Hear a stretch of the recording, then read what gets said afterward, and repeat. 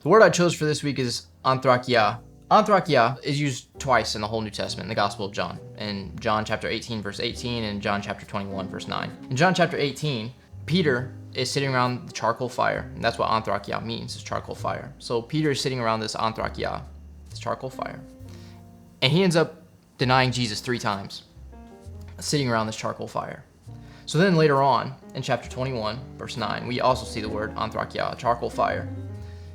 The setting for this, though, is the apostles are out fishing all night.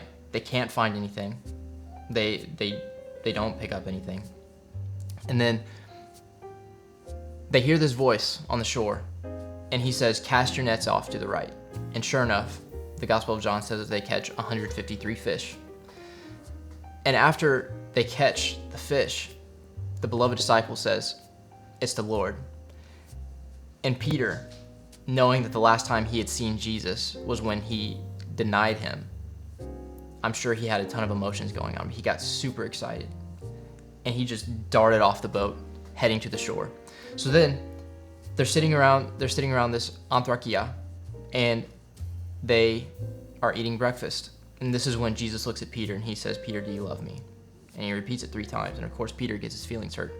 Why does Jesus have to ask him this so many times? He says, "Yes, Lord, of course I love you. You know that I love you." Anthrakia is a cool word, not because of its definition. All it means is charcoal fire. But it's an example of what we call intratextuality. Intratextual reference is when an author in the same text refers back to something he had said before in the same text. And so in chapter 21, anthrakia is an intratextual reference to anthrakia in chapter 18. And so what John's trying to do here, what the author is trying to do here, is he's trying to highlight Peter's denial of Jesus.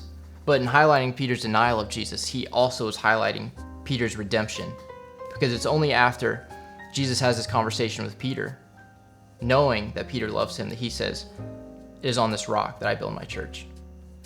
And so Jesus knew that he was fit to lead his people. Correction. At the end of the Gospel of John, he doesn't actually say, "On this rock I build my church." That's in Matthew 16.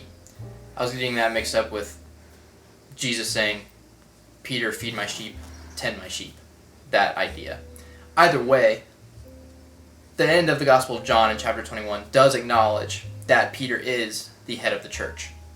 So, I had to correct my error. Continue watching. So, anthrakia is a great example of intratextuality. Anthrakia comes from this word anthrax, which means charcoal. It's only used once in the whole New Testament in Romans chapter 12, verse 20. Anthrax is a great example of intertextuality. An intertextual reference is one author referencing back to another author's work. And so what Paul is doing in Romans chapter 12, verse 20 is he's referencing back to Proverbs chapter 25, verse 21. And so anthrax is actually a great example of an intertextual reference. And so I chose this word, anthrakia, not because of its definition. Its definition is not like poiema. Poiema held a lot of weight in my head. It affected the way that I thought. It affected the way that I saw myself. Anthrakia does not do that for me. It's a regular word that just means charcoal fire. But it's the way that John uses it. It's the way that John brings the reader back to Peter's denial, using that simple word to highlight Peter's redemption and his restored relationship with the Lord. His restored relationship that would empower him to lead the people of God. That makes that word special. So the value is not in the definition of this word, but it's in the way that John uses it. And that's why this word is so cool to me, because John takes something that's so simple and he makes it into something that is so profound, just like the Lord does with each one of us. And in that way, John is also making a reference to what Jesus does in each one of us. He takes something so simple, and yet he makes it into something so profound. So I hope you guys enjoyed this word study. Anthrakia means charcoal fire. Only occurs twice in the whole New Testament, in John chapter 18, verse 18, and in John chapter 21, verse 9. Again, simple word, but awesome use of it. So hope you guys got something out of it, and I'll see you next time. Oh, and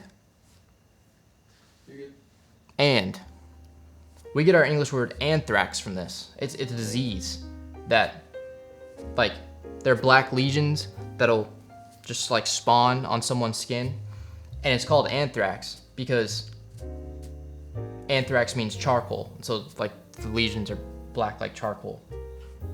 Anyway, I forgot to put that in the first time. So have a good day. I thought anthrax was a